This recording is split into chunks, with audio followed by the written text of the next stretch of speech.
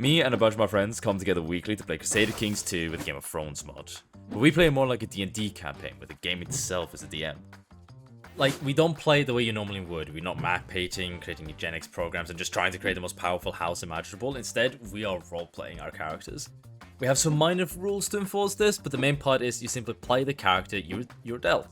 Your current lord might be some powerful, cunning man who's conquering lands and dominating the king through political maneuvering and plots, but the very next guy, your son, is an imbecile giving away land for free because someone asked nice. This means that the story is constantly changing and you never know what the next session is going to bring. And each player has to adapt to role-playing new characters and changing the story and the way we are behaving.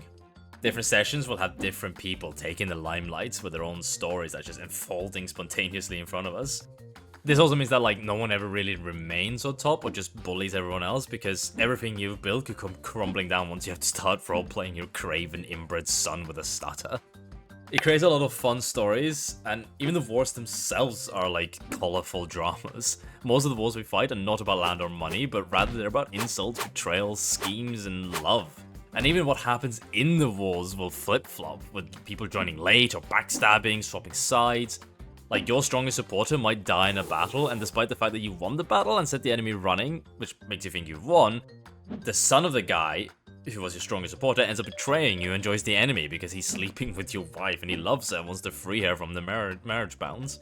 I really love some of the stories that we create, and one day I decided to write one of them down.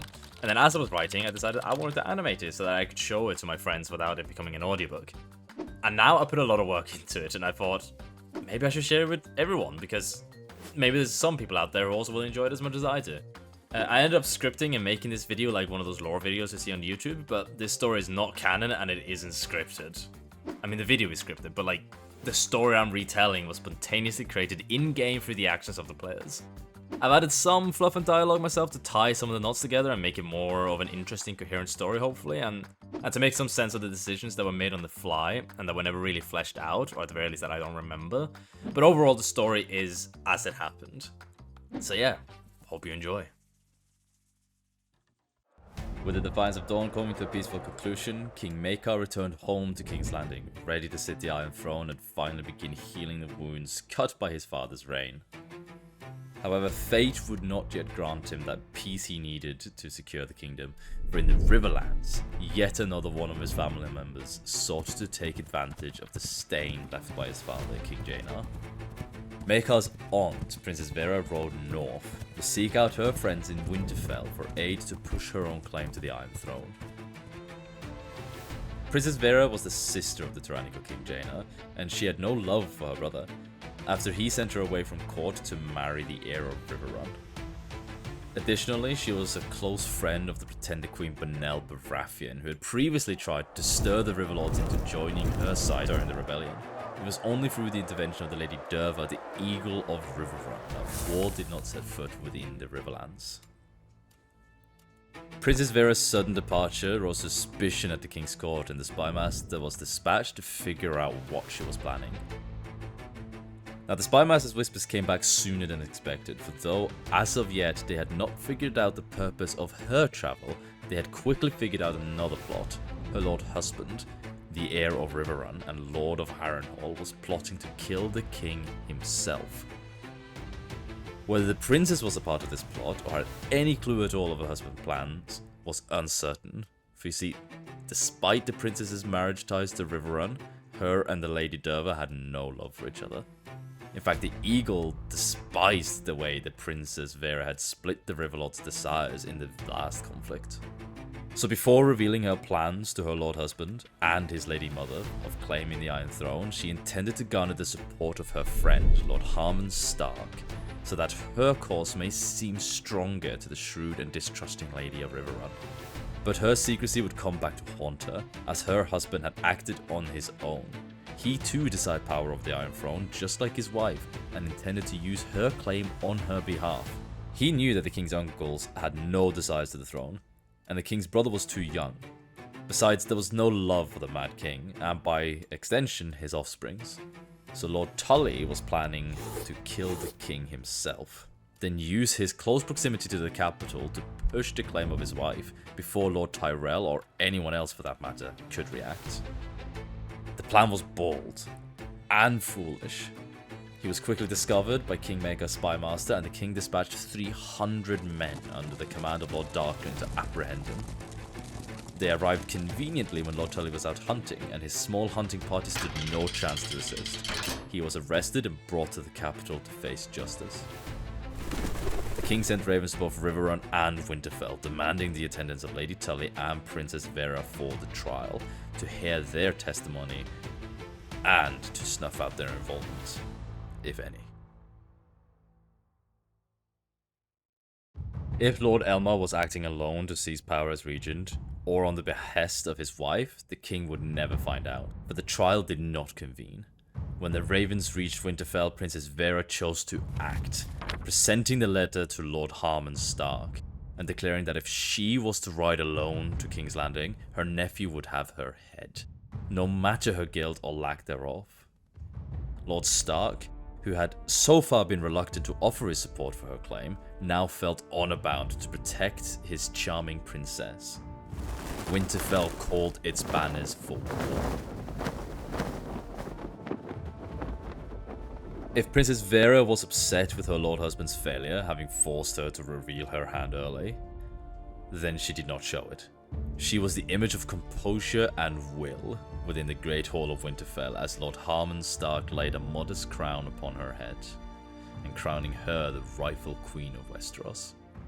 She proceeded to send hundreds of letters to all the lords of the realm, declaring her the true queen, denouncing her brothers as weak, and her nephews as offsprings of madness from the previous king, and puppets of lesser lords, which was a clear slight towards Lord Amos Tyrell, who had dethroned King Jaenar and seated Maekar as king when Maekar was just a little boy, and had ruled as his regent for a very long time until Maekar came of age.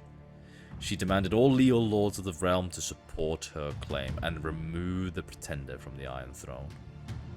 When this letter arrived to Lady Derva of Riverrun, she was about to depart to the capital with her retinue, confident that her skill with words and diplomacy would win her the day yet again, and free her son.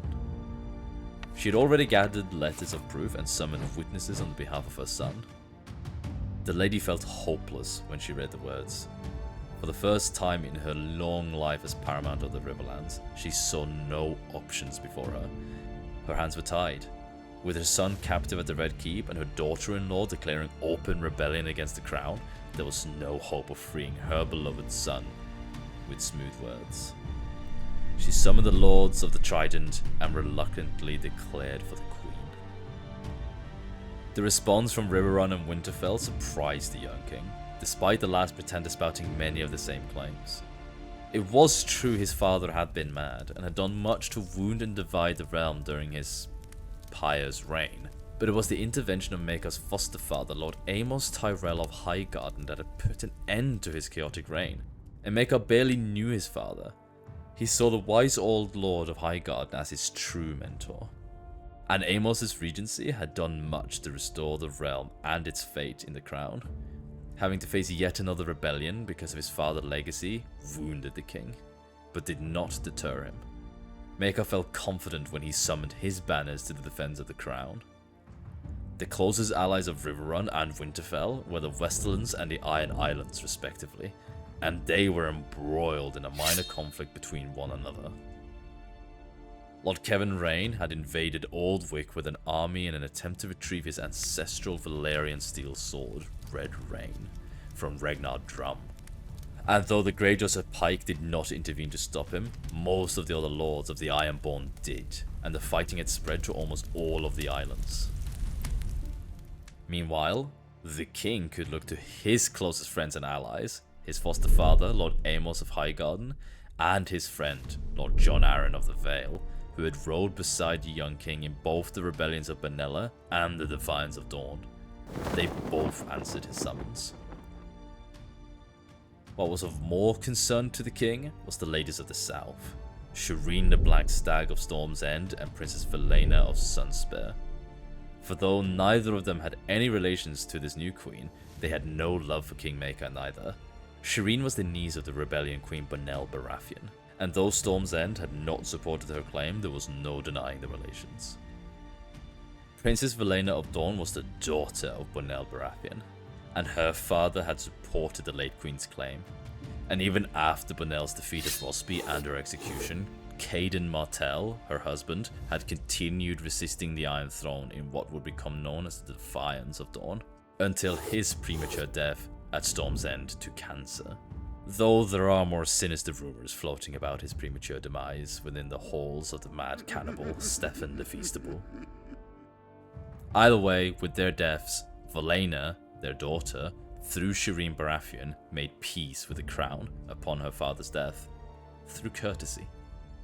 So peace had been restored through the friendships of Elena and Shireen, but they had no love for the king and there was uncertainty on whose side they would choose. Currently, the Stormlands was facing a rebellion of their own. Lord Connington, Swan and Buckler, as well as a score of lesser lords, had all risen against Shireen Baratheon, and Princess Valena had sent an army of Dornishmen up the Boneway in support of her friend.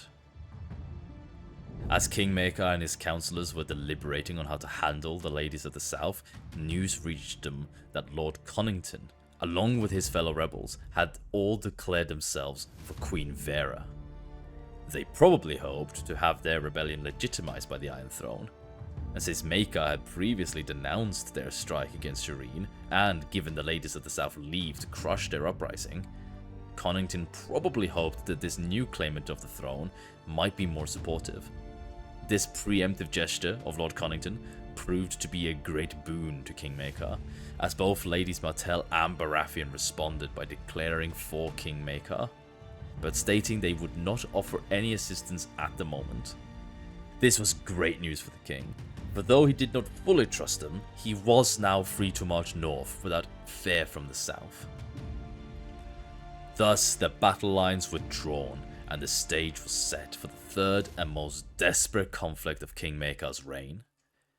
The initial plan for Maker was to march north up the King's Road, unite his strength to that of Lord Jon Arryn, who was descending from the Gates of the Moon. However, news reached the king that not all of the bannermen of the rebels was as staunch in their support to this new queen.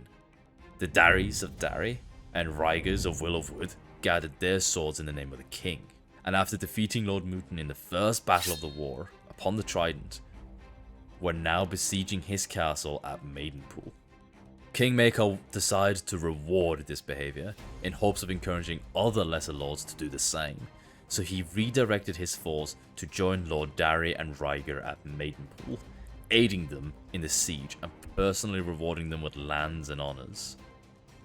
This delay, however, would have outreaching consequences, but Jon Arryn of the Vale had no patience for such. He had outlived everyone he loved, and after watching his father die a slow and miserable death in bed, Lord Arryn had sworn a vow that he would not leave this world so meekly, a vow of death upon the sword. Yet, the honourable death had eluded him, and to some degree he felt bitter at his friend, the king, for this, particularly during the Defiance of Dawn, upon which Lord Arryn had marched besides the king down the Boneway, yet never saw any battle until Maker had made a bloodless peace with the Princess of Dawn. This all the while the Lord of the Reach were covering themselves in glory down the Prince's Pass. Lord Arryn was determined not to be cheated again. He would not abide this delay, and began the hunt for the rebels alone. The Tullys had gathered their strength at Riverrun. The second son of Lady Derva, the capable and honourable Lyle Tully, had taken command of the Riverlord host, with Lord Jeremy Blackwood and Sir Lucas Frey as his seconds. He was eager to march and free his brother, yet Lady Derva had forbade him, commanding him to march north and combine his strength with that of the Northmen. However, when news reached him that Lord Arryn was crossing the Blue Fork, the young warrior, spurred on by Lords Blackwood and Frey, decided to meet the Arryns in battle, rather than fleeing north as his mother had commanded. Their plan was sound. They would set up their defences in the Blackwood Vale, a defendable position in both hills and forest. Any attacker would be hard-pressed to win such an engagement. Yet Lord Arryn had no concern for such difficulties, and thus the first major battle of the war was about to commence. The battle went at first as expected in favour of the Riverlords. However, when Lord Arryn led a personal charge down the centre with his heavy horse, he breached the Frey vanguard and cut down Sir Lucas Frey. Lyle Tully led a counter-charge and met Lord Arryn in single combat. Yet despite his youth and skilled with swords, Sir Lyle had never truly mastered horse riding, and was cut down by a far more experienced Lord of the Vale. The death of their commander sent the Riverlords fleeing. The army only escaped utter ruin thanks to Lord Blackwood and his leadership and knowledge of the land. The day belonged to Lord Arryn, to his dismay. But the Tullys were far from beaten, and Jon did not let his men celebrate for long, as he quickly took up the pursuit of Lord Blackwood. Word of his friend's victory reached King Maekar days after he himself had taken Maidenpool, and with news that a sizable Tyrell host had arrived and laid siege upon Riverrun, the war seemed all but over. And to top it all off, his scouts reported his aunt had been spotted, leaving the neck with a meager Northman host behind her. His own forces, half again that of hers. Why did they even bother to travel, if this is all that the Lords of Winter can muster? The king was supposedly heard proclaiming. And thus he quickly began his march to meet her. The following battle on the King's Road was nothing short of a slaughter. The King's men far outnumbered the Queen, and crushed the Northman host, shattering his vanguard. Yet, the Queen eluded him. She had remained in reserve with a sizable portion of her host, and had never committed them to the battle. She instead opted to retreat as her battle lines began to crumble. The King proclaimed this as cowardice, and began the pursuit, hoping to end the war as quickly as possible. Most observers at the time counted the war as all but done, and who could blame them? The rebels, already at a great disadvantage in numbers by the start of the war, had met numerous setbacks. Both the Northmen and the Riverlords had met defeat in battle. Their queen was on the run, Lyle Tully and Sir Lucas Frey were dead, Elmar Tully remained in the Black Cells, Maidenpool and his lord was captured, and Riverrun was under siege, with the Lady Derva trapped within. None could have foreseen the series of events that would happen next.